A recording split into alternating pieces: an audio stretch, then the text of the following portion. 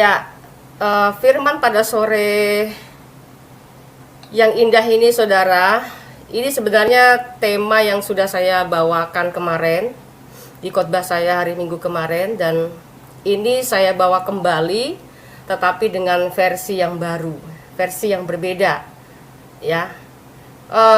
Tema pada hari ini saudara, apapun situasinya tetap beritakan Injil, yang terambil di firman Tuhan di 2 Timotius 4 ayat 1 sampai 5. Ya, saudara-saudara di rumah juga bisa sambil baca kitab ya.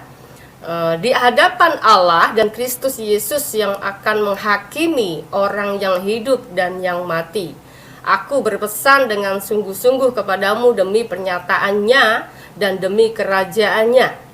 Beritakanlah firman, siap sedialah, baik atau tidak baik waktunya. Nyatakanlah apa yang salah, tegurlah dan nasihatilah dengan segala kesabaran dan pengajaran. Karena akan datang waktunya, orang tidak dapat lagi menerima ajaran sehat, tetapi mereka akan mengumpulkan guru-guru menurut kehendaknya untuk memuaskan keinginan telinganya. Mereka akan memalingkan telinganya dan kebenaran dan membukanya bagi dongeng. Tetapi kuasailah dirimu dalam segala hal, sabarlah menderita, lakukanlah pekerjaan pemberita Injil, dan tunaikanlah tugas pelayan. Saudara, ini ada beberapa poin ya sebenarnya yang harus kita yang kita tangkap ya dari pembahasan 2 Timotius 4:1 sampai 5 ini ya. Pertama, kita punya alasan ketika mengabarkan Injil, itu dari ayat 1-nya ya. Lalu kemudian di ayat keduanya mengatakan kita harus siap sedia di dalam segala hal, entah baik waktunya atau tidak baik waktunya ya. Lalu ke poin ketiganya mengatakan bahwa akan datang waktunya orang-orang sudah tidak suka lagi mendengarkan ajaran sehat ya. Mereka lebih suka mendengarkan ucapan-ucapan yang hanya sekedar menghibur, atau saya katakan hanya sebatas buayan belaka, yang artinya tidak membawa kepada kebenaran yang sesungguhnya, melainkan hanya sesuatu hal yang ingin orang dengar supaya orang lebih suka mendengarkan suaranya dan bukan mendengar suara Tuhan, begitu ya.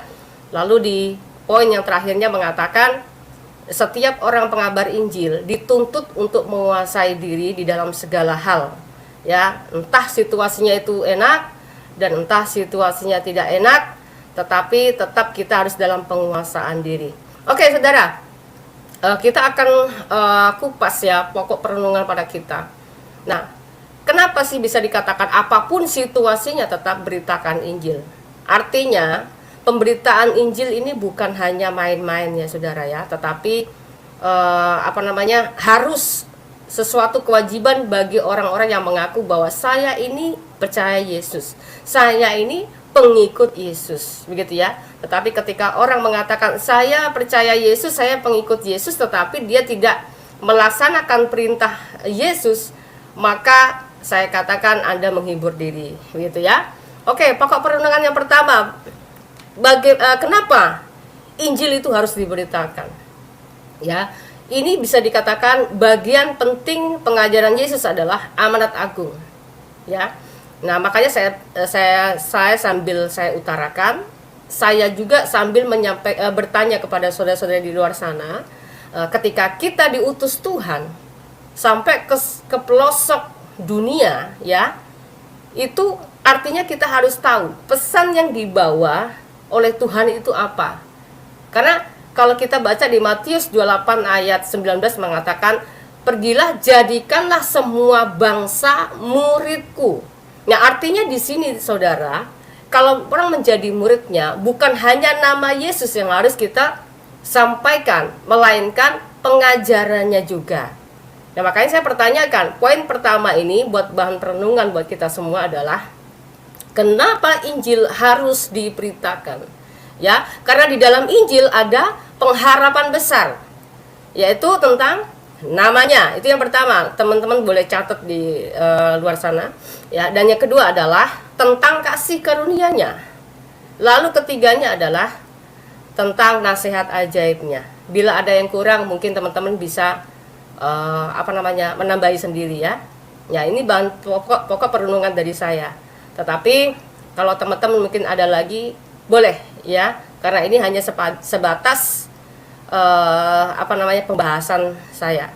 Lalu keduanya, orang yang mengabarkan Injil, syarat pengabar Injil ya harus melalui proses Tuhan terlebih dahulu. Jadi orang mengabarkan Injil bukan cuma hanya memperkenalkan nama Yesus ya, bukan hanya memberitahu kepada orang bahwa di dalam Yesus ada keselamatan. Lalu jangan cuma hanya memberitahukan bahwa Yesus itu hebat, tetapi dari dirinya kita sendiri pun harus memiliki ujian, harus melalui ujian, saudara ya, harus sudah melalui proses Tuhan terlebih dahulu. Contoh ya, mengalami proses Tuhan itu harus melalui ujian hidup yang membawa kita pada pertobatan.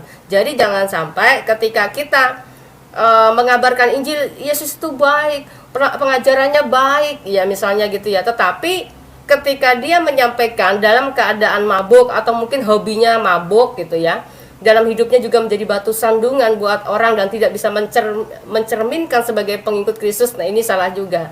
Memang saya katakan dalam situasi apapun Injil itu harus diberitakan, tetapi jangan sampai ketika kita memberitakan firman atau memberitakan Injil itu dalam keadaan mabuk atau diri kita dalam keadaan yang belum bertobat gitu ya. Lalu kedua, syarat pemberita Injil juga di sini ya harus merenungkan dan mengapresiasikan firman dalam hidup kita sehingga terbentuk sebagai suratan Kristus yang terbaca ya. Karena gini saudara, ketika kita memberitakan Injil ya, itu setidaknya dalam hidup kita pun orang akan memandang kita, oh ternyata ciri pengikut Kristus itu seperti itu ya. Oh, pemikiran kita kok berbeda ya, gitu ya. Jadi dalam pemikiran dunia orang mungkin bisa berbuat baik kepada sesama, tetapi di dalam pengajaran Yesus harus lebih daripada itu. Kita dituntut untuk bagaimana untuk tidak bisa membalas kejahatan dengan kejahatan. Justru sebaliknya, kejahatan itu dibalas dengan kebaikan. Nah, itu dari syarat si pengabar Injilnya pun harus ada yang dirinya dulu diobatin lah ibaratkan. Jangan dirinya sakit berusaha untuk ngobatin orang lain, tetapi usahakan diri dulu sehat baru bisa bergerak untuk menyelamatkan orang lain, begitu ya. Jadi ingat ya, pesan kabar baiknya yang harus kita sampaikan kepada dunia agar semua bangsa menjadi murid Yesus. Jadi jangan jadikan semua bangsa ini menjadi bangsa yang beragama. Pesannya paham ya saudara ya.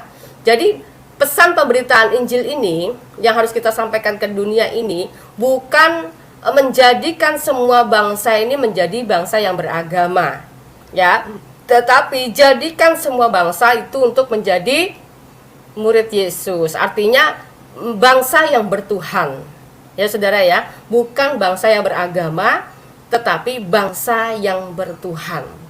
Jadi tidak menjadikan manusia yang tidak menjadikan manusia yang penting berKTP Kristen, tidak ya, tetapi menjadikan semua bangsa mengenal dan menerima namanya ya. Ini poin penting pesan berita gembiranya. Lalu bicara mengenai tentang situasi saudara, situasi apapun, makanya saya bilang dalam situasi apapun tetap beritakan Injil. Ini contoh saudara, dalam situasi saya beberapa bulannya lalu, ini dari kesaksian saya pribadi ya, dalam 3 bulan saya pernah untuk cooling down ya saya di dunia per YouTubean ya, makanya sampai viewer saya itu pada kecewa dengan saya ya. Mereka sebagian sudah menganggap bahwa saya sudah tidak aktif lagi, padahal ada hal-hal yang saya punya alasan untuk itu gitu kan. Lalu di dalam situasi yang sulit itu saudara, saya justru memiliki kesempatan untuk menyampaikan kabar baik itu kepada orang-orang yang saya nggak kenal gitu ya. Nah, lalu kepada keluarga saya juga gitu ya. Walaupun sebagian mereka ada yang menerima, ada sebagian yang belum. Tetapi ini saya belum publikasikan dikarenakan ini nanti akan jadi masalah lagi. Karena begini saudara, ketika kita mengabarkan Injil kepada seseorang, entah itu kepada keluarga, entah kepada teman, ya, dikarenakan situasi yang tidak menentu, yang penting kabar firman Injil itu harus disampaikan. Orang itu sudah menerima, tetapi nggak mesti harus dipublikasikan dan tidak mesti harus membuat ikrar, ya. Tetapi orang itu sudah menerima Yesus. Karena berbagai keadaan, orang tersebut tidak berani untuk terang-terangan dulu. Itu pun butuh proses ya saudara ya. Nah, maksud saya ketika dalam situasi yang sulit, ya tetap kabarkan Injil. Seperti itu ya. Dan selanjutnya saudara, Kristen itu harus tahu misi utama ketika diutus ke seluruh dunia. Ya. Karena kalau kurang paham dalam misi utamanya, berarti misinya itu saya katakan pepesan kosong. Ya. Jangan sampai sama seperti misi masa lalu saya. Nah, yang penting beragama. Nah, ini misi manusia lama saya, saudara. Jadi yang terpenting itu beragama walaupun tidak bertuhan. Jadi misinya menjadikan seluruh dunia untuk semua beragama. Jadi tidak mesti harus bertuhan. Nah, ini yang salah. Makanya saya katakan Kristen atau pengikut Kristus atau murid Yesus ya, itu harus tahu misi utama ketika diutus ke seluruh dunia ini. Kenapa dan untuk apa? Misinya apa? Ya, jangan sampai pepesannya kosong. Misalkan gini, saya memperkenalkan Tuhan saya. Ketika ditanya Tuhannya nggak ngerti, ya kan? Pokoknya, gitu kan? Lalu saya memperkenalkan junjungan saya, misalkan, ya kan? Lalu kemudian ditanya junjungan Anda seperti apa? Malu-malu untuk memberitahukannya. Nah, ini artinya berita yang kita sampaikan adalah berita pepesan kosong. Dan salah satunya contoh misalkan kita memberitakan tentang Yesus. Yesus itu dia penguasa dunia dan akhirat. Yesus itu dia membuktikan mati dan bangkit misalkan. Nah, ini bukan pepesan kosong ya saudara ya. Tetapi yang kita beritakan, dia mati juga, menjadi bangkai juga, menjadi almarhum juga. Ini artinya yang kita beritakan adalah pepesan kosong. Begitu saudara ya. Nah, lalu kemudian setiap orang yang mengabarkan Injil ya, itu benar-benar harus memiliki pengetahuan tentang pesan yang mau diberitakan. Jadi jangan seperti saya dulu. Prinsipnya saudara, yang saya bawa dulu adalah rekrut, rebut, renggut. Begitu ya. Jadi rekrut, rebut, renggut. Gitu ya. Saudara bisa tahu arti rekrut ya. Rekrutnya adalah mencari orang supaya diajak untuk sama-sama memiliki keyakinan yang sama. Ya, memiliki misi yang sama, memiliki visi yang sama. Lalu rebut, ya, kenapa rebut ya? Tidak peduli dari agamanya apa, ya, rebut, ya, supaya menjadi manusia yang beragama. Ini prinsip saya yang dulu, ya. Lalu keduanya renggut, ya, merenggut. Jadi merenggut kehidupan yang semestinya, yang layak dia lakukan sebagaimana semestinya manusia. Tetapi ketika sudah di dalam misi itu nggak bisa berdaya saudara. Hari ini besok Anda suruh ngebom. Ya, Anda hari ini suruh bunuh orang, ya bunuh orang. Kerenggut kemanusiaannya, ya. Makanya itu berbeda. Misi masa lalu saya dengan misi sekarang sangat jauh berbeda saudara ya. Jadi dulu prinsipnya rekrut, rebut, renggut gitu ya. Ini artinya saya katakan sama dengan mengagamakan seluruh dunia dengan prinsip yang terpenting seagama. Nah, ini salah. Oke? Lalu keduanya, poin pesan yang mau dibawa itu tentang apa? Ya, tentang apa? Misalkan tentang pribadi Allah kita. Nah, kita harus bisa memberikan penjelasan ya. Lalu kalau kedua misalnya ditanya mengenai tentang siapa itu Yesus. Nah, kita pun harus bisa memberikan penjelasannya ya. Jadi Injil itu berita sukacita yang semua orang harus tahu bahwa tidak ada manusia di bawah kolong langit ini yang mempunyai mempunyai kuasa fid dunya wa akhirat. Ya, bapak-bapak mungkin mantan muslim pasti akan tahu ya, doa sapu jagat. Doa sapu jagat ini adalah doa favoritnya orang Islam yang mesti setiap hari harus dilantunkan. Maka kalau dia mantan Islam, saya rasa ini mau sambil tidur pun masih hafal ayat ini ya, karena ini ayat benar-benar setiap hari yang dilantunkan.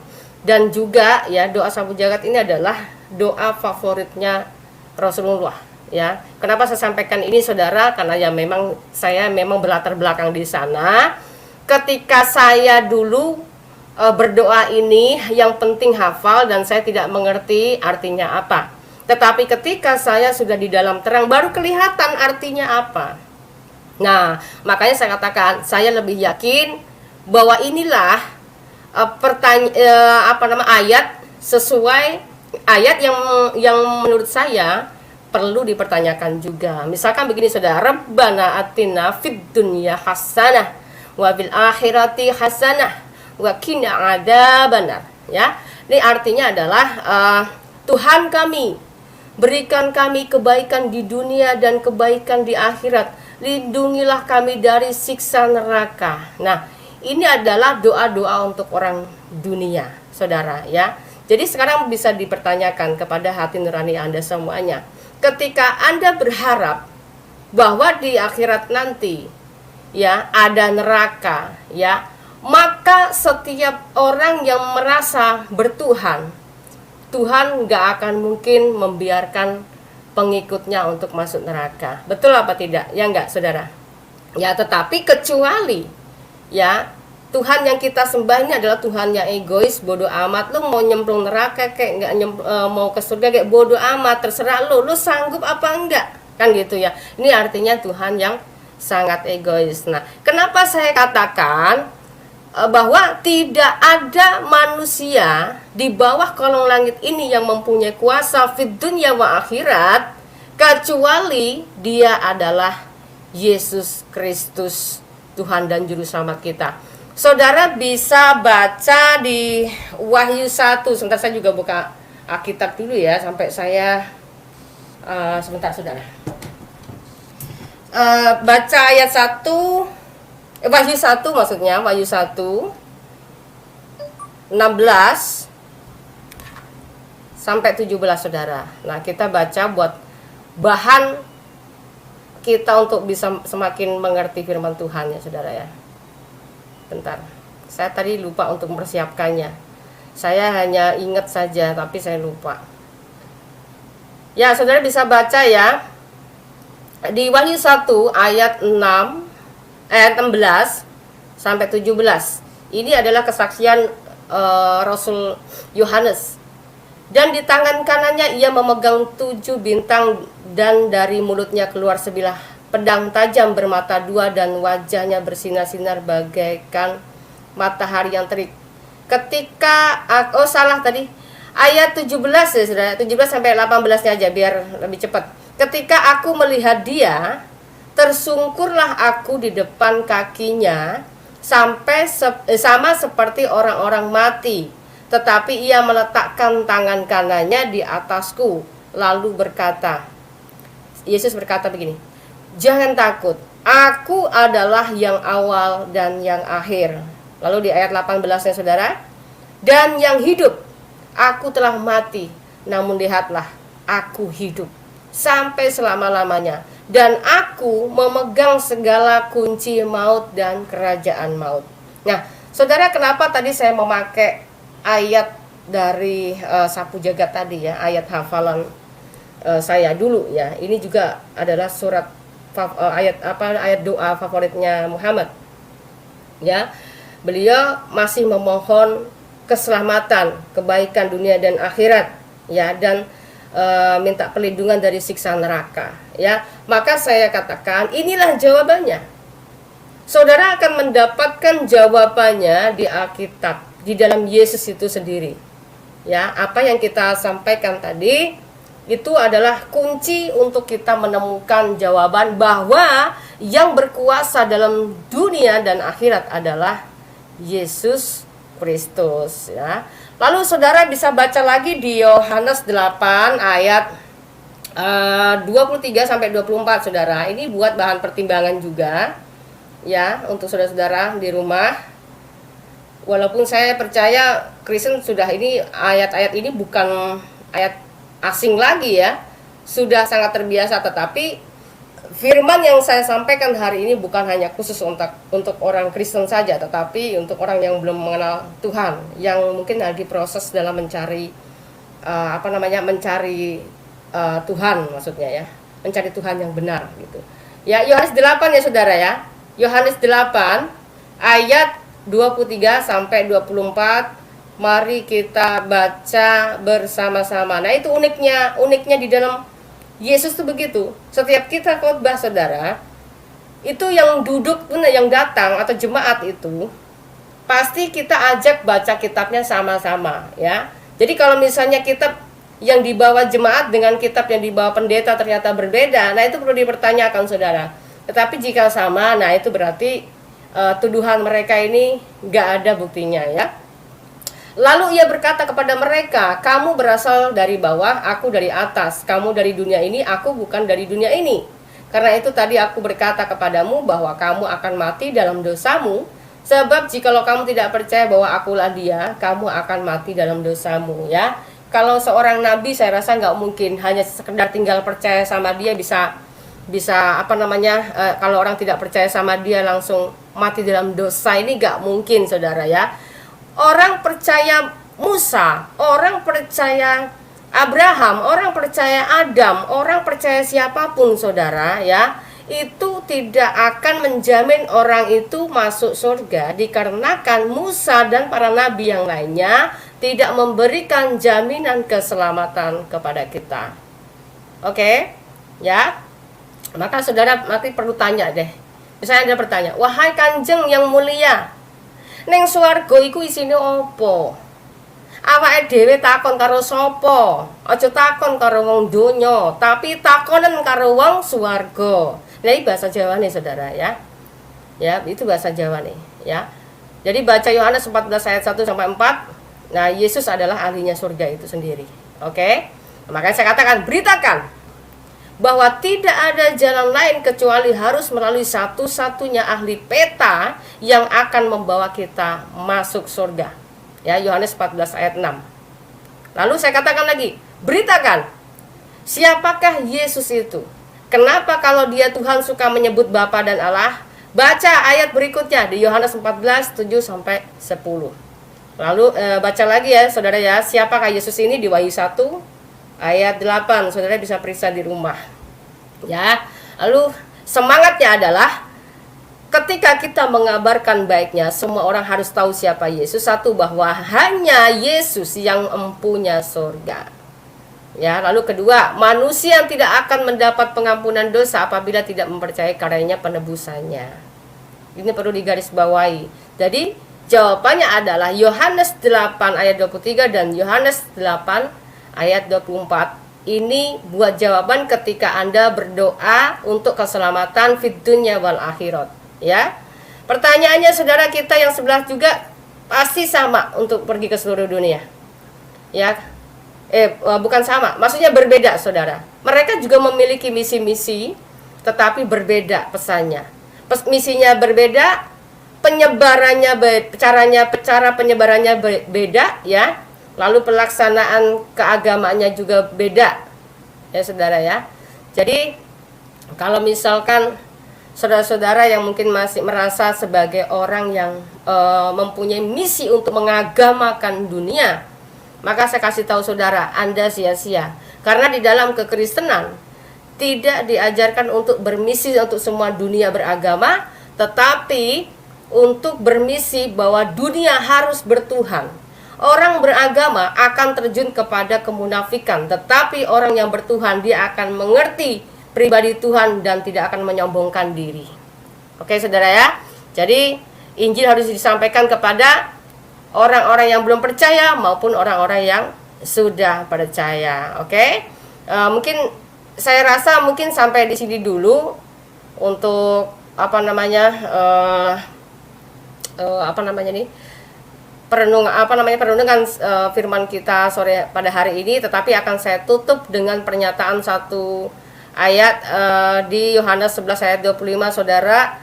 Setelah itu saya serahkan kepada Pak Aritonang ya. Ini yang terakhir saya katakan, nyatakan di Yohanes 11 ayat 25. Jawab Yesus, "Akulah kebangkitan dan hidup. Barang siapa percaya kepadaku, ia akan hidup walaupun ia sudah mati." Nah, amin saudara ya. Jadi ketika orang sudah percaya Yesus, ketika Yesus sudah mengalami kematian, dia sudah bangkit. Dan orang-orang yang percaya kepada dia juga dibangkitkan. Tetapi jika kita mempercayai orang mati dan orang itu mati tidak bangkit lagi, maka tidak bangkit pula pengikutnya. Gitu ya saudara ya. Itu aja, itu secara logikanya. Ketika Anda mempercayai orang yang mati hidup lagi dan dia berkuasa hidup selama-lamanya, itulah iman yang sesungguhnya. Tetapi kalau kita percaya kepada manusia yang selama-lamanya jadi almarhum, maka ternyata kita ada dalam posisi orang yang sangat tidak tahu. Oke? Sampai di sini saja saudara ya. Salam, terima kasih. Tuhan Yesus memberkati kita. Silakan Pak Aritonang. Terima kasih. Tuhan Yesus memberkati semua. Memang luar biasa ya dengan firman Tuhan pada siang hari ini ya. Memang kita disuruh pergi ke seluruh dunia seperti dinyatakan di Markus 16 ayat 15 ya. Pergilah ke seluruh dunia, beritakanlah Injil kepada segala makhluk. Siapa yang percaya dan dibaptis akan diselamatkan, tetapi siapa yang tidak percaya akan dihukum. Kita di sini akan diskusi tentang firman Tuhan sama Ibu Fatima Satya, teman-teman yang hadir. Tadi kita diskusi, sharing, dan berdebat ya. Kalau berdebat sangat suka, karena firman Tuhan itu tidak perlu diperdebatkan, tapi didiskusikan atau disebarkan dunia kan gitu ya. Ya, saya salam di sini teman-teman yang hadir. Salam Pak Menteri, selamat siang. Ya, selamat siang, selamat siang. Pak Hendro, Pak Sterling. Waduh, Pak Abu suara saya dengar apa enggak ini? Ya, salam semuanya, salam. Dengar Pak. Ya, silakan. Shalom. Ya, salam. Ya, salam semua teman-teman yang ada di ruangan, di room gitu ya. Jadi sebenarnya kalau saya sih tidak asing lagi caranya saudara kita, saudari kita Ibu Fatima Satya gitu ya. Mulai sejak awal saya sudah mengenalnya lewat dunia YouTube atau di kesaksian gitu ya. Nah, ketika saya melihat kesaksian ini, kesaksian yang sangat luar biasa ya menurut saya, karena jujur bagaimana cara Tuhan memberitakan firman kepada orang ya, yaitu yang saya tanggap bahwa kok dia bisa menanggap kalau firman Tuhan itu dia nyampe kepada saudari kita ini tanpa ada tanpa ada orang yang menjembatani, tentunya ada gitu ya. Jadi saya selalu melihat itu. Nah, ketika itu saya tahu bahwa ini nanti akan menjadi akan memikul salib yang agak lebih besar daripada yang lainnya gitu ya. Jadi saya juga selalu mengikuti perjalanannya bahwa salibnya akan lebih besar atau katakanlah akan lebih berat gitu ya. Yang saya sangat lihat itu bahwa ada saudara-saudara kita juga yang seiman gitu ya. Tidak tanggung-tanggung juga untuk memberikan sesuatu stigma-stigma yang tidak enak. Kalau dari seberang itu ketemunya misalnya, ya biasa saja sih. Kalau dari seberang RT 6 gitu kan. Nah, tetapi ini kan dari saudara kita sendiri. Kadang-kadang apa yang disampaikan dengan yang mereka tahu mungkin berbeda gitu. Jadi selalu tidak menerima perbedaan itu. Tapi hari ini saya banggalah bahwa perbedaan itu sudah menjadi warna dalam kehidupan kita bersama ya. Bahwa yang benar itu adalah yang benar. Kita ini nggak perlu juga seperti itu tadi mencari atau menyebarkan agama untuk apa sih? Kan kira-kira itu yang disampaikan. Yang kita sebarkan adalah firman Tuhan yang baik ini untuk termateraikan kepada setiap orang. Sebenarnya itu tujuannya. Tetapi banyak orang tidak menerima hal seperti ini gitu kan. Atau membuat masalah baru gitu. Nah setelah itu memang benar. Masalah baru itu ada gitu ya. Jadi itu sih yang saya lihat tentang masalah ini. Tapi kalau tujuannya saya sangat paham sekali. Ingin memateraikan kebenaran itu tetap benar. Bahwa firman Tuhan itu adalah hidup. Firman Tuhan itu adalah menjadi bahagian kita. Jangan melukai orang. Jangan melakukan perampasan atau seterusnya. Itu sebenarnya firman yang ingin disampaikan. Tetapi itulah dunia itu kerajaan iblis ya. Jadi apapun yang bisa kita terima, ya kita terima aja gitu. Jadi banyak bermasalah di dalam dunia kita masing-masing juga banyak. Oleh karena firman juga orang bermasalah gitu ya. Coba kita lihat dengan jernih. Banyak orang pelaku firman tetapi dia bermasalah. Jadi maksudnya di sini jangan begitu dong. Jangan membawakan status stigma bahwa kalau kita berbeda tentang melihat orang itu jangan jadi salah gitu. Nah itu stigma yang saya lihat. Nah dan hal itu saya kira udah dilalui ya. Sangat dilalui oleh saudari kita Fatimah Satkiah. Nah oke, mungkin itu dari saya, kepanjangan nanti juga ya.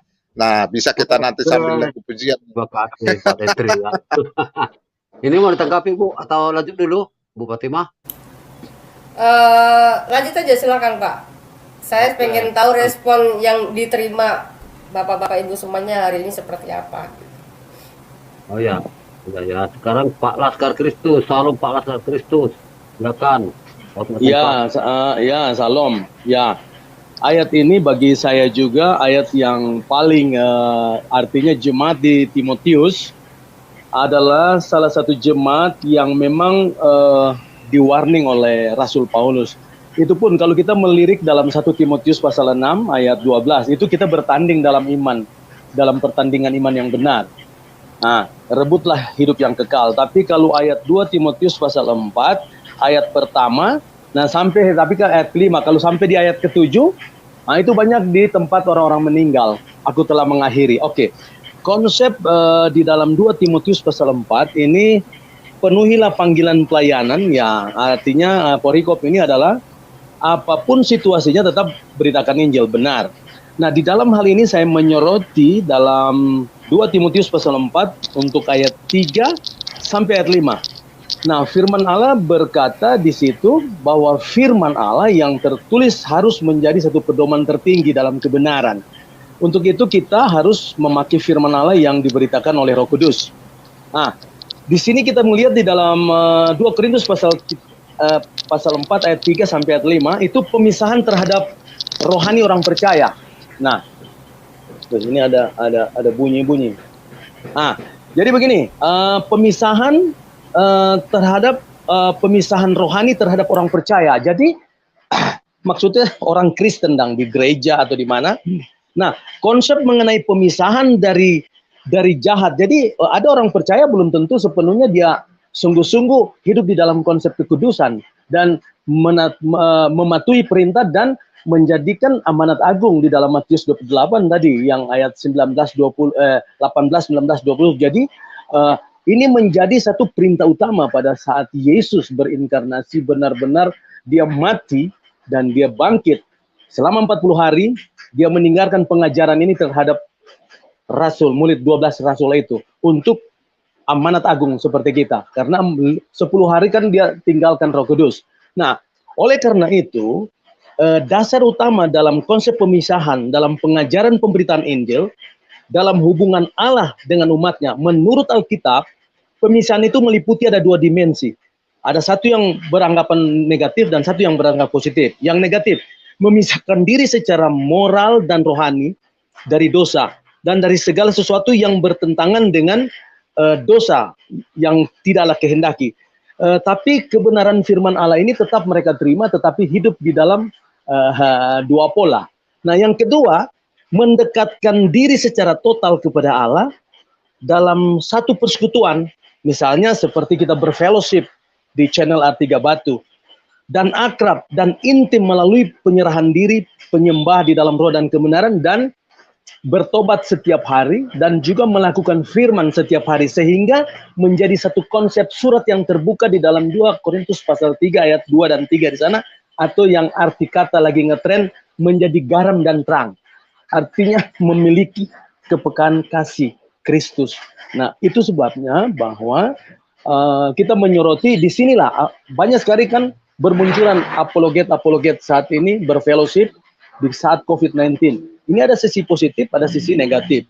Oleh karena itu, pemisahan merupakan suatu tuntutan Allah yang terus-menerus bagi umatnya atau orang percaya. Nah, kita dalam konsep pertandingan, kalau kita bisa melihat 1 Timotius pasal 6 ayat 12, bertandinglah dalam pertandingan iman yang benar, rebutlah hidup yang kekal. Karena Tuhan Yesus melihat endingnya, bukan ini. Ada yang berkata, ya orang yang terdepan, yang sudah mendahului dengan keturunan Kristen, belum tentu jaminan itu. Orang yang baru, orang yang terbelakang bisa ke depan. Oleh sebab itu satu, dari sistem dunia yang tidak kudus, kita harus menjauhi itu. Yohanes 17 ayat 15-16. Dan dari orang dalam jemaat yang berbuat dosa dan menolak untuk bertobat. Ini juga ada. Bisa dengar firman tadi tidak melakukan. Itu ada di dalam Matius 18 ayat 15-17.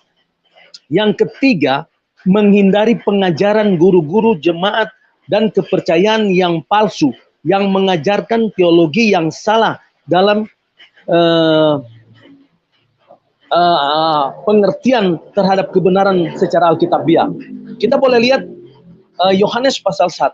Yohanes pasal atau Roma dulu. Roma 16 ayat 17. Firman Allah berkata, ini menguatkan firman ini dan baik sekali untuk saudara dan saya. Saya tertarik bahwa Pak Aritonang tadi ada kasih StreamYard.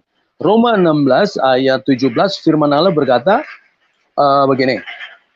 Tetapi aku menasihatkan kamu, saudara-saudara, supaya kamu waspada terhadap mereka yang bertentangan dengan pengajaran yang telah kamu terima, menimbulkan perpecahan dan godaan, sebab itu hindarilah mereka.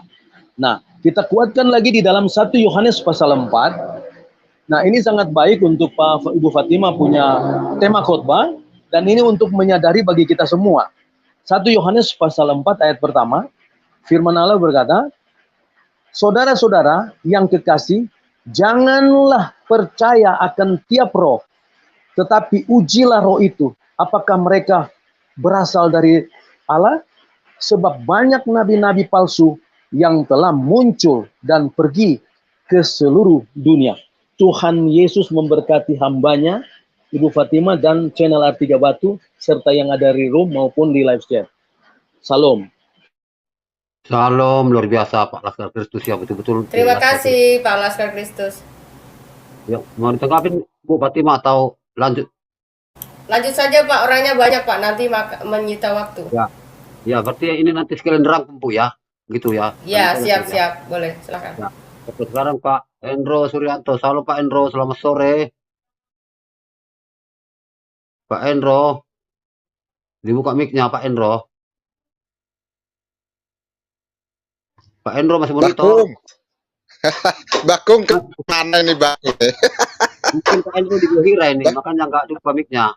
Gelap soalnya. Yang nggak buka di yang lain dulu Pak, pending dulu gitu. Ya, silakan Pak. Sterling, silakan Pak. Ya, shalom. Shalom. Ya, saya nggak bisa sebut namanya satu-satu, Kak. Kecil ini saya lewat pakai HP. Jadi, apa yang diuraikan tadi oleh Ibu Fatima Sadika ya, tentang untuk penyebaran kabar Injil, untuk disampaikan kepada siapa saja. Dari perkataan daripada Ibu Sadika tadi itu, saya termotivasi untuk menyampaikan Matius 7 ayat 15 ya. Karena ini perkataan Yesus yang berkata langsung ya. Waspadalah terhadap nabi-nabi palsu yang datang kepadamu dengan menyamar seperti domba, tetapi sesungguhnya mereka adalah serigala yang buas. Dari konsekuensi daripada orang-orang yang mengajarkan ajaran-ajaran sesat ini, tentu konsekuensinya dia merujuk ke Matius 7 ayat 19.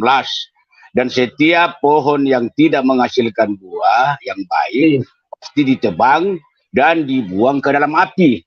Nah, sebagaimana yang kita ketahui bahwa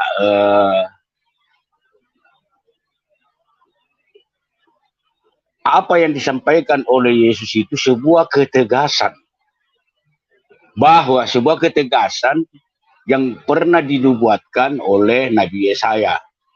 Nah, di mana di Nabi Yesaya menubuatkan di kitab 29, ya, Nabi Yesaya 29 di ayat 12. Dan apabila kitab itu diberikan kepada orang yang tidak dapat membaca dengan mengatakan, baiklah baca ini, maka ia akan menjawab, aku tidak dapat membaca. Jadi nabi-nabi palsu ini yang dinubuatkan oleh Yesaya ini menggambarkan, mencerminkan ada seseorang yang mengaku nabi dengan ayat 12 ini diberikan namun dia bisa baca. Dan kemudian juga Nabi Yesaya juga menyampaikan, sebab itu sesungguhnya aku, ini Nabi Yesaya ayat 29:30, sebab itu sesungguhnya aku akan menjadi lawan para nabi. Artinya yang dimaksud nabi palsu, demikian firman Tuhan yang mencuri firmanku masing-masing dari temannya. Jadi firman Tuhan ini ada seorang pelaku mengadopsi firman Tuhan dari kitab, baik itu Taurat yang sudah diturunkan lebih dulu, lalu mereka menarasikan. Itu maksud tujuan daripada kitab ini. Kemudian selanjutnya dimasuk di 31, sesungguhnya aku akan menjadi lawan para nabi, yang dimaksud nabi palsu. Demikian firman Tuhan yang memakai lidahnya sewenang-wenang untuk mengutarakan firman ilahi. Jadi cukup jelas bahwa kita diarahkan untuk merujuk kepada nubuatan-nubuatan yang pernah disampaikan oleh Nabi Yesaya. Nah, begitu pun juga kebenaran, ajaran-ajaran kebenaran yang disampaikan, yang sebenarnya kebenaran dari Tuhan itu yang disampaikan oleh Nabi Yesaya, sebagaimana yang kita ketahui, seorang nabi di Perjanjian Lama dinubuatkan Tuhan menjadi manusia. Seorang nabi di Perjanjian Lama menubuatkan Tuhan yang menjadi manusia. Artinya begini, jadi Nabi Yesaya ini menubuatkan bahwa akan ada Tuhan akan menjadi manusia. Nah, apa yang kita tahu adalah pada abad ke-7 sebelum Masehi itu dinubuatkan oleh Nabi Yesaya, telah mengucapkan nubuat bahwa seorang hamba Tuhan akan memerintah bumi ini pada akhir zaman. Dia menggambarkan suatu hari kelak segala sesuatu di bumi ini akan hidup dalam kedamaian dan segala bangsa akan pergi ke Yerusalem untuk menyembah Tuhan. Nah, itu di kitab Yesaya 2. Saya mengumumkan seseorang lelaki telah dianugerahkan kepada kita. Dia menjadi pemimpin kita. Dia akan disebut penasihat bijaksana, Allah yang perkasa, Bapa kekal, Raja damai. Yesaya juga memberikan nubuat yang misteri dan hanya sebagian nubuat dari di tempatnya ketika dia masih hidup. Dia menulis Tuhan sendiri yang akan memberikan tanda. Nah, itulah tadi. Yesus berkata, hati-hatilah ajaran-ajaran nabi yang menyerupai anak domba, memberikan tanda kepada tuanku, seorang gadis yang mengandung, dan ini seorang gadis akan melahirkan seorang anak laki-laki yang dinamakan Immanuel. Dan ini sudah sangat jelas, jadi tidak bisa dipertentangkan lagi bahwa Yesus itu adalah Tuhan yang memang jauh 700 tahun sebelum kelahirannya sudah dinubuatkan oleh Nabi Yesaya. Begitupun juga adanya nabi-nabi palsu yang dinubuatkan juga oleh Nabi Yesaya, baik itu ada di dalam kitab Yeremia maupun di kitab Yeremia 23 maupun di kitab Yesaya 29 di ayat 12 dan 13. Nah, di situ sangat jelas sekali bahwa itulah yang harus kita sampaikan. Karena Yesus sendiri mengatakan waspadalah. Jadi ini harus disampaikan, waspadalah. terhadap ajaran-ajaran itu, bahwa ajaran-ajaran Nabi palsu. Nah, jadi cukup jelas. Jadi itulah yang harus kita sampaikan. Jadi kita tidak merujuk kepada Nabi siapa ini, Nabi palsu, bahwa itu Nabi palsu akan ada. Oleh sebab itu makanya kita harus pergi menjabarkan firman Tuhan ini kepada siapapun dan untuk memberi kejelasan-kejelasan bahwa yang kamu imani ini dipikirkan kembali untuk kedua kalinya, apa benar bersumber dari Tuhan atau tidak. Kalau dia mempertanyakan, marilah kita merujuk kepada nubuatan kitab Nabi Yesaya. Di antara di situ ada kedua belah pihak, kebenaran dan kepalsuan. Jadi secara cukup jelas bahwa Yesus itu adalah Tuhan, sebagaimana yang disampaikan oleh atau yang dinubuatkan oleh Nabi Yesaya. Semoga saja teman-teman di room bisa entah bisa menambahkan atau bagaimana, ya silakan. Oke, lanjut ke lainnya. Makasih Pak Ari. Oke, terima kasih Pak Osterling. Sekarang kita sama Pak Endro. Masih monitor Pak Endro? Ya, sebentar Pak, mungkin saya akan tanggapi dulu nggak apa-apa ya? Oh iya, silakan. Ya, kalau dari Coba. hal ini saya tertarik untuk menanggapi Pak Westerling ya, karena gini saudara, Yesaya 29 ini, terutama di ayat 12-nya adalah ayat favorit emas yang dicopet, yang dicomot, yang dicopot oleh mualaf Kainama dan juga Irene Handono ya, para mualaf yang tidak bisa move on atas kitabnya terdahulu, tetapi bagaimana caranya supaya nabi yang dianutnya sekarang itu menjadi beneran seolah-olah nabi yang dinubuatkan. Oke, dari sisi pertama yang mau saya sampaikan, semoga ada teman-teman muslim yang bisa mendengar ya. Terutama yang perlu diketahui adalah ini perikopnya adalah bicara mengenai tentang bangsa yang buta. Ya. Lalu keduanya, jika teman-teman muslim atau para mualaf yang mengemis kenabian Muhammad itu dari kitab ini, monggo silakan, tidak masalah. Tetapi perlu Anda sadari ya, ketika Anda mencomot di ayat 12-nya doang, ya, Anda artinya akan menipu diri sendiri dan juga menghibur diri. Tetapi ketika semua ayat dari satu perikop ini dibaca, contoh ya, bukan cuma ayat 12, tetapi dilihat ayat 14-nya misalkan, maka sebab itu sesungguhnya aku akan melakukan pula hal-hal yang ajaib kepada bangsa ini, keajaiban yang menakjubkan. Hikmat orang-orangnya yang berhikmat akan hilang, dan kearifan orang-orangnya yang arif akan bersembunyi. Saya menyimpulkan saudara, kenapa Tuhan membuat perikop ini bangsa yang buta. Artinya begini loh, ada kitab suci, ada kebenaran, tetapi orang-orang tertentu tidak sanggup untuk membaca. Maka ketika dia disuruh membaca, aku tidak dapat membaca, gitu ya. Maka sebabnya dikatakan Tuhan ini sebenarnya hikmatnya adalah orang yang memiliki mata tetapi buta matanya, orang yang memiliki telinga tetapi budak kupingnya, begitulah ya, kira-kira seperti itu. Lalu kemudian saya sarankan untuk yang lain juga membaca di ayat 16-nya. Betapa kamu memutarbalikkan segala sesuatu. Apakah tanah liat dapat dianggap sama seperti tukang periuk? Nah, ini kalau misalkan si para mualaf itu ya, kalau memang mencoba untuk mengemis Yesaya 29 ini tuh, saya rasa kalau begitu Muhammad memutarbalikkan segala sesuatu dong. Mau? Apakah mau dikatakan seperti itu? Nah, sementara bicara mengenai tentang apakah tanah liat dengan dianggap sama seperti tukang periuk, ini sama dengan gugatan-gugatan para mualaf yang mengatakan, apakah kau menyamakan manusia itu seperti Tuhan? Gitu kan? Jadi orang-orang yang tidak percaya ini mencoba memutarbalikkan fakta sejarah. Yang benar adalah firman Tuhan menjadi manusia, tetapi diputar balik menjadi manusia yang jadi Tuhan. Nah, itulah kira-kira nabi palsu yang menggambarkan bahwa akan menyesatkan manusia seluruh dunia. Nah, ini saya berharap orang-orang mualaf yang mencoba untuk mencomot, berusaha untuk mengakui kenabian dari Alkitab, semoga cepat bertobat dan sadar dan malu untuk mengakui Alkitab yang selalu dituduhnya palsu. Oke, demikian itu saja sih Pak. Silakan. Oke, terima kasih Bu Fatimah. Sekarang Pak Endro, silakan. Pak Endro tadi udah buka mic tadi. Silakan Pak Endro. Ini judulnya menarik. tapi nggak nggak mudah ya, nggak mudah bagaimana implementasinya. Jadi aku tunggu tadi dari semuanya ini piye deh yang dimaksud dengan judul apapun situasinya tetap beritakan Injil. Ini yang saya tunggu. Jadi tidak menampilkan ayat-ayat semua, gitu loh. Jadi maknanya dalam sekali nih, ya kan. Jadi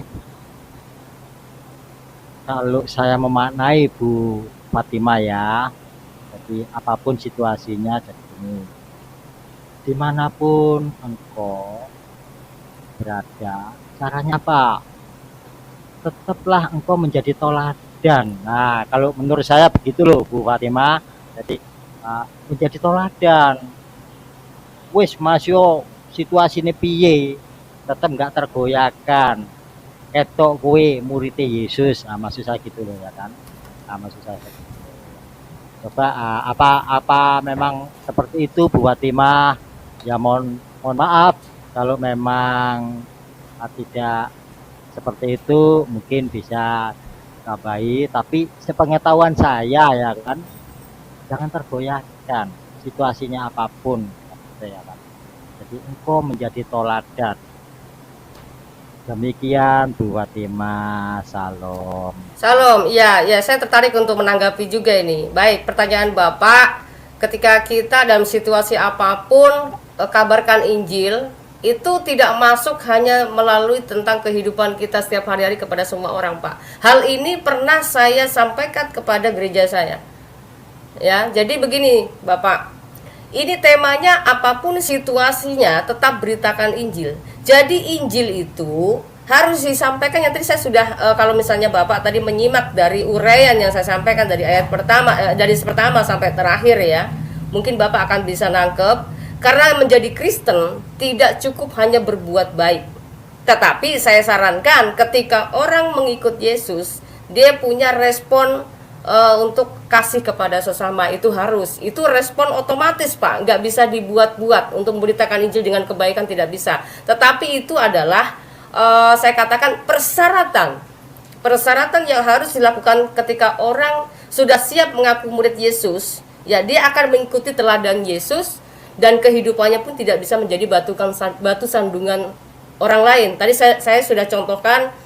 Kamu mengabarkan Injil, kamu mengatakan bahwa Yesus itu Tuhan, bahwa Yesus itu baik, tetapi kehidupan kamu suka mabuk, kamu suka ngerumpi, kamu suka begini, kamu suka membalas kejahatan dengan kejahatan. Nah, itu tidak layak ketika orang menjadi pengikut Kristus.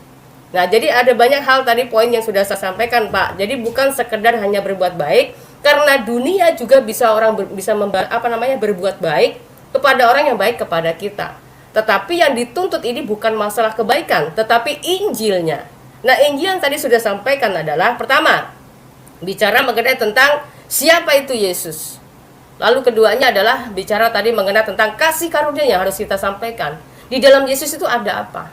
Ada keselamatan. Keselamatan seperti apa? Maka saya katakan, ketika orang yang sudah mengaku pengikut Yesus, dia harus bisa memberikan penjelasan. Jadi bukan cuma hanya sewenang-wenang mengatakan Yesus itu Tuhan, Yesus itu Tuhan. Ketika ditanya Yesus Tuhan itu seperti apa, bagaimana, kan gitu, ya kan? Begitu sih Pak Pak Indro Suryanto.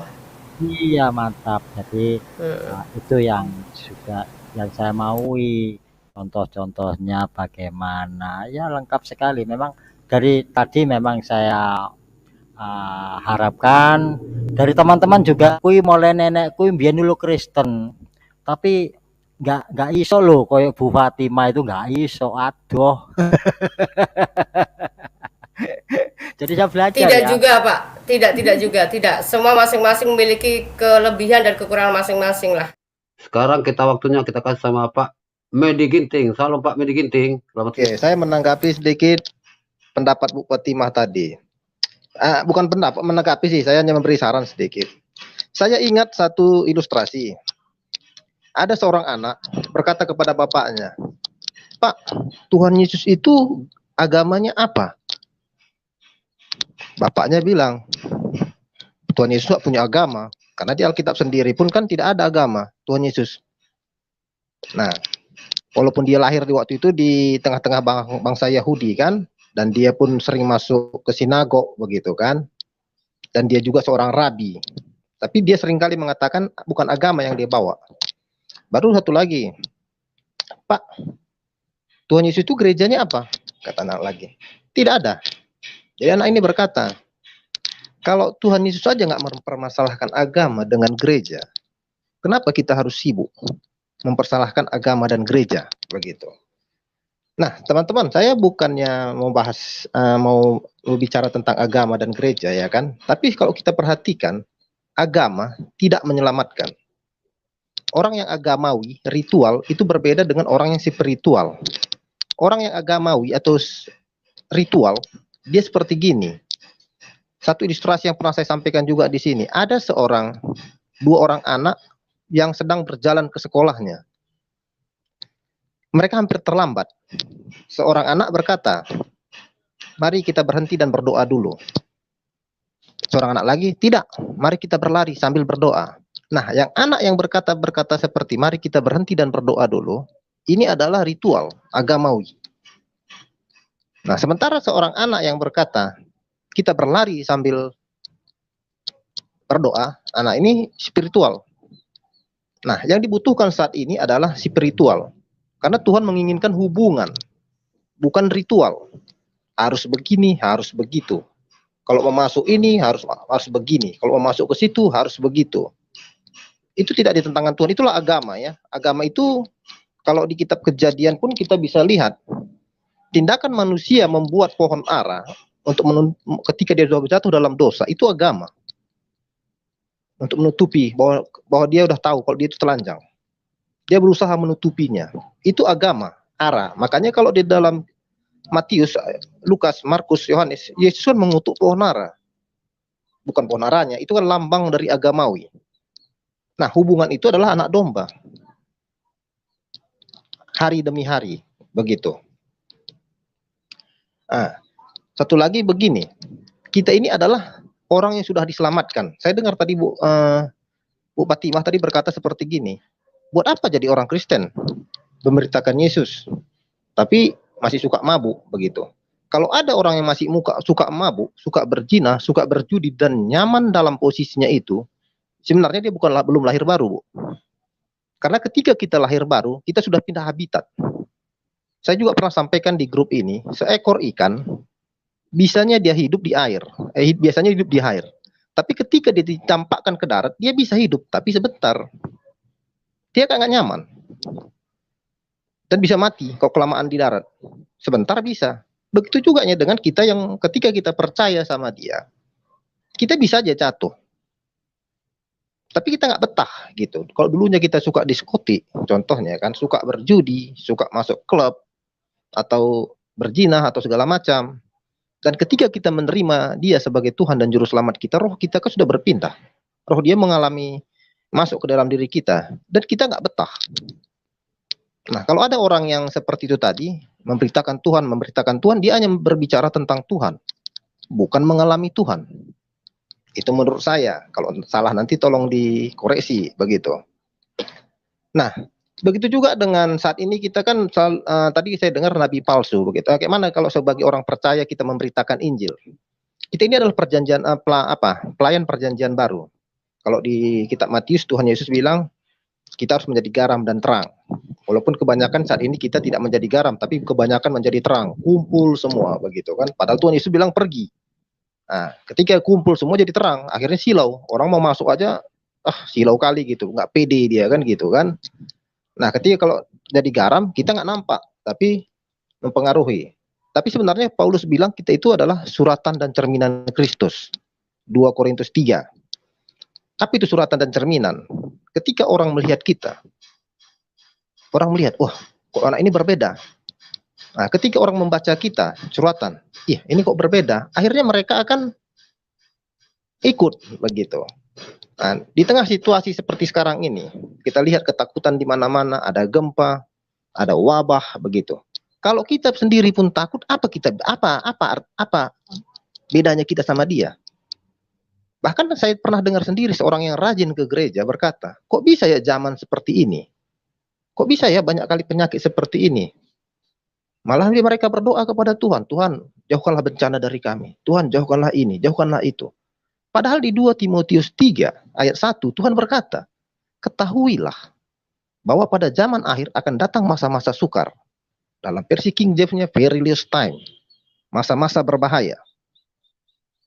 Tuhan mau kita tahu. Jadi kalau kita saat ini bingung kenapa terjadi seperti ini, bedanya kita sama orang itu apa? Nah, kalau kita pun takut, sebenarnya kita udah tahu kalau ini terjadi, berarti apa yang disampaikan Alkitab benar ya. Oh, ada gempa, kapasitasnya semakin meningkat. Wah, ini Alkitab udah terjadi, ada perang di sana. Ini benar Alkitab yang benar. Berarti Alkitab itu benar. Seharusnya kita bersyukur, bukan malah mendoakannya. Mendoakannya seolah-olah nampak rohani, Bu. Sama seperti lagu pencipta lagu siapa tuh, Hill They Walk yang dinyanyikan oleh Michael Jackson. Nampaknya rohani, sembuhkan dunia. Yang paling disayangkan itu penciptanya pendeta pula. Tahu lagunya Hill They Walk itu kan? Isinya itu mendoakan dunia ini aman. Padahal Tuhan bilang, dunia ini sedang mengalami menuju kehancuran. Akan datang masa ini, akan datang masa itu. Datang kita malah berdoa. Tuhan jauhkan, begitu kan? Itu sama kita sama seperti Petrus. Tuhan bilang, nanti sampai di Yerusalem, anak manusia akan disalibkan. Apa kata Petrus? Jauhkan daripadamu itu ya Tuhan. Itu jangan terjadi. Akhirnya Tuhan berkata kepada Petrus, enyahlah kau iblis. Katanya, engkau hanya memikirkan apa yang dipikirkan manusia. Nah, kita harus mengerti rencana Tuhan ke depan. Begitu.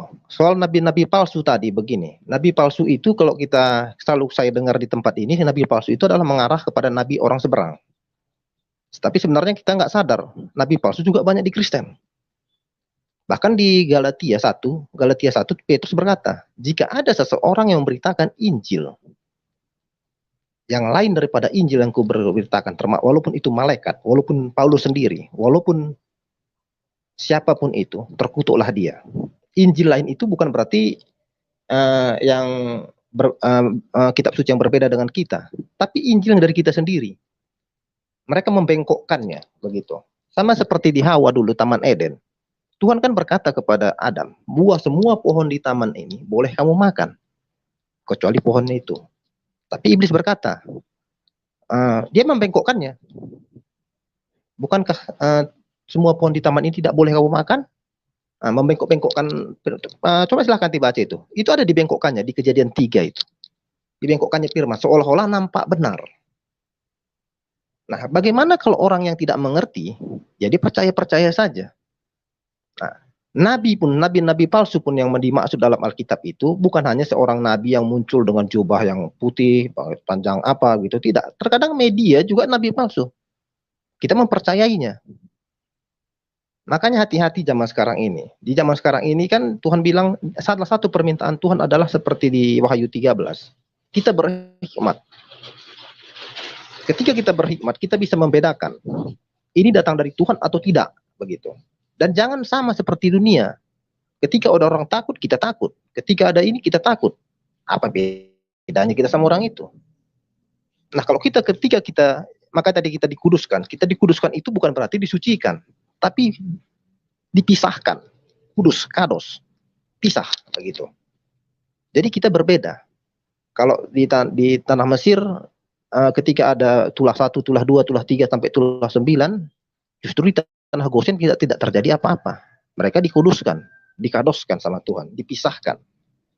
Nah, begitu juga dengan kita saat ini. Jangan sampai nanti kita bilang kita mengikut Tuhan, tapi yang kita ikuti ajaran manusia. Nah, sekarang yang saya perhatikan, dunia saat ini sedang menuju keseragaman. Seragam. Padahal Tuhan minta kita Tuhan menciptakan kita unik. Ada kulit hitam, kulit putih, begitu. Dan tapi walaupun berbeda-beda, tapi Tuhan minta kita satu. Itu kan doa dia sebelum disalib. Tapi dunia saat ini menuju keseragaman. Apakah kita bisa melihat keseragamannya? Baik di seluruh dunia. Itu kan akan ada nanti di Wahyu 13 ayat 16 sampai 18. Itu dia menyebabkan semua orang harus memakai tanda. Jika tidak bisa ini, tidak bisa itu. Itu keseragaman. Nah, apakah kita sedang mengikuti yang itu? Sementara kita bilang Tuhan, Tuhan, begitu kan. Jadi yang paling penting saya sarankan sini, mari kita berhikmat untuk dapat membedakan mana kehendak Tuhan. mana yang bukan kehendak Tuhan. Nah, sekian dari saya, Bu. Maaf, saya bukan pendeta. Saya hanya seorang lagi belajar-belajar gitu. Saya hanya belajar supaya tidak mau tertinggal dari waktu Tuhan datang. Begitulah, Bu. Sekian. Ya, salam. Terima kasih Pak Ngodi Ginting. Mantap, bagus. Lanjut Pak. Oke, ya sekarang kita waktunya adalah sama Pak Ubajah. Kalau Pak Ubajah silakan Pak Ubajah. Salam semuanya. Halo. Bu Fatima ya. Ya, saya ingin kita belajar sedikit yuk. Agak shocking ini, agak mengejutkan. Coba dibuka Matius 15 ayat 25 atau ya 25 sampai 28 deh. Baca pas satu ayat ya. Matius 15 ayat 25.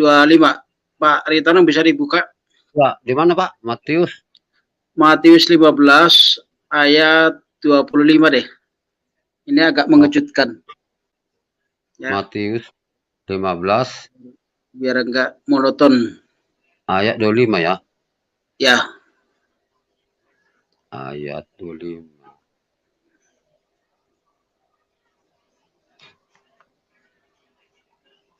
Ya, demikian firman Tuhan. Matius 15 ayat 25.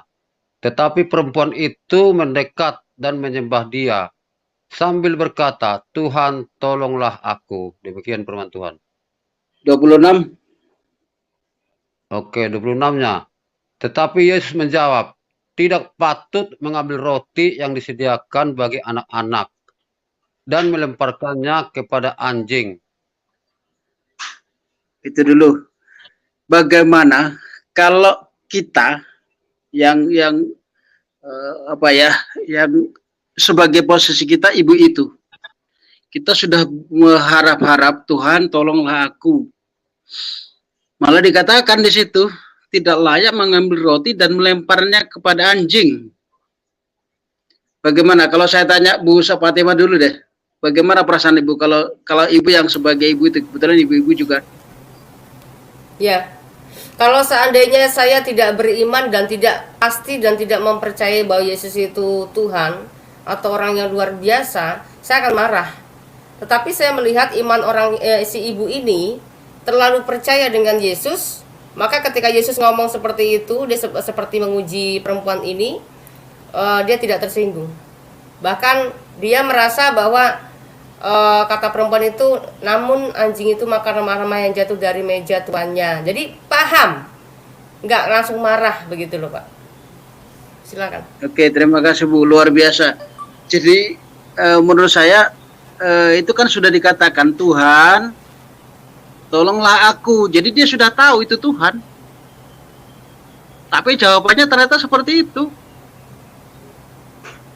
Nah, ini juga agak shock shocking bagi kita semua sebetulnya kalau yang paham.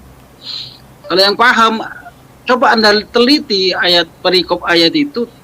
Yesus menyingkir ke tempat itu, tidak ada mukjizat lain yang terjadi. Ya. Begitu dikatakan seperti itu, ibu itu ya betul yang dikatakan Ibu Fatima tadi. Ibu itu sudah tahu loh, dia dalam bahasanya sudah mengatakan, Lord, Tuhan, ya, tolonglah aku. Malah dijawab seperti itu, tidak layak mengambil roti dan melemparkannya kepada anjing. Tapi jawabin ibu itu luar biasa memang, seperti yang dikatakan Bu Fatima tadi. Ya, ayat 23 adalah, ya, kata perempuan itu, benar Tuhan, namun anjing itu makan remah-remah yang jatuh dari meja tuannya. Ayat 28. Maka Yesus menjawab dan berkata kepadanya, hai ibu, besar imanmu, maka jadilah kepadamu seperti yang kau kehendaki. Demikian. Luar biasa, haleluya. Jadi itu yang mau saya katakan, bahwa ketika kita dipanggil atau diperlakukan dunia ini, sesungguhnya kalau kita besar iman percaya kita, ya tidak menjadi masalah. Ya, yang seperti dikatakan Bu Fatima barusan, ya karena ibu itu sudah memanggil Tuhan loh. Nah, tapi kalau kita perhatikan seluruh ayat itu sampai perikopnya itu, tidak ada satu mujizat pun yang terjadi atau proses penyembuhan atau proses apa yang terjadi ketika Yesus menyingkir ke tempat itu hanya untuk ibu itu semata. Sebetulnya begitu besar iman ibu itu dan dia sudah mengatakan Tuhan. Ya berarti ibu itu sudah percaya bahwa Yesus itu Tuhan. Bukan yang orang abal-abal, dia sudah meneliti dulu sebelumnya kenapa dia di tempat itu memanggil Yesus sebagai Tuhan atau Lord lah dalam bahasa Inggrisnya. Kalau kita buka bahasa Inggrisnya atau Gusti lah kalau di bahasa Jawanya. Ya. Kalau bahasa Jawa orang Jawa di Alkitab Jawa itu mungkin dikatakan di situ Gusti. Sebutan yang terhormat, Pak. Di situ sebutan orang yang suci dan yang terhormat. Jadi kalau ininya dalam pengertiannya kan Tuhan. Sebenarnya Tuhan di atas segala Tuhan maksudnya. Dan itu sering disebutkan orang-orang sebelah bahwa Yesus itu kata-katanya kasar. Bu Fatima mungkin sudah sering mendengar itu. Ya. Tapi sesungguhnya kalau kita teliti ayat itu, perikop ayat itu tidak ada sesuatu mujizat apapun yang terjadi di tempat itu ketika Yesus menyingkir ke tempat itu. Itu sama juga ketika Elia kejadian ya lari kemana untuk menyelamatkan seorang janda saja. Ya, artinya bagi Tuhan kita ini sangat berharga. Nah, kebetulan Bu Fatima tadi mengatakan merespon masalah respon itu tepat.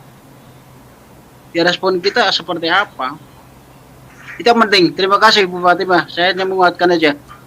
Iya, siap. Terima kasih Pak Ubaja. Terima kasih. Lanjut. Oke, sekarang kita lanjut sama seandainya Sang Kristus itu tidak bangkit, mungkin saya jadi nabi kejawen itu loh. Kan monggo botongo filsafat itu habis. Tetapi fakta membuktikan Sang Kristus bangkit. Jadi filsafat Jawa itu terjawab dengan kekristenan. Setuju? Terkopi? Halo. Setuju Pak, Ya, setuju. siap. Terkopi ya. Dimonitor. Andaikan Sang Kristus tidak bangkit, saya pasti masih di kejawen. Pasti itu. Monggo botongo selesai. Mati toh ambiar toh selesai. Semua panjenengan di sini semua akhirnya mati. Tapi di dalam Sang Kristus Yesus kita ada pengharapan untuk hidup kekal.